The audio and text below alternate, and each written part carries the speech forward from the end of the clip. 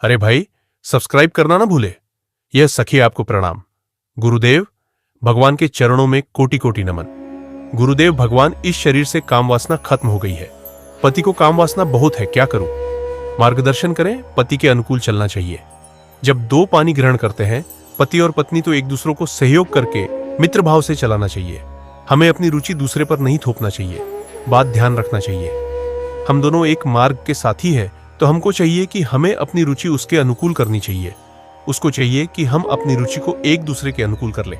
अगर आपकी रुचि नहीं है तो पति को मनाइए और अपनी रुचि में उसको अनुकूल, अरे ये क्या सब्सक्राइब करना भूल रही है, कीजिए।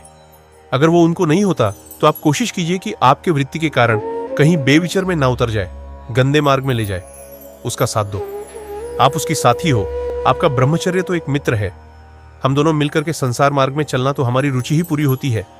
दोनों की रुचि मिलने से, अगर दोनों रुचि दोनों ब्रह्मचारी हो, अगर की रुचि नहीं तो दूसरे को सपोर्ट करना चाहिए कि कहीं वो लड़खड़ा के गिर ना जाए, उसका मार्ग ना भ्रष्ट हो जाए। अब ये देखते हैं कि 4 दिन बाद पति पत्नी ऐसे तलाक। ये क्या है क्या सिर्फ अपनी रुचि का पोषण नहीं होना? अरे ये क्या सब्सक्राइब करना भूल रहे?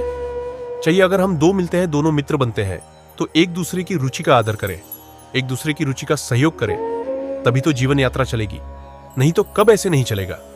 आप ब्रह्मचारी बन के बैठो, विचार में पर्वत हो जाए, तो आपने पानी ग्रहण किया था, यह आपकी मित्रता नहीं सही रही। हान, वो बहुत ही बेचारी है। अन्य तो फिर अपने को अलग कर लेना चाहिए। अगर वो एक पत्नी व्रत है तो हमें उसका सहयोग करना चाहिए।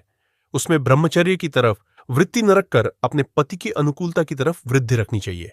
अरे ये क्या सब्सक्राइब करना भूल रहे हैं?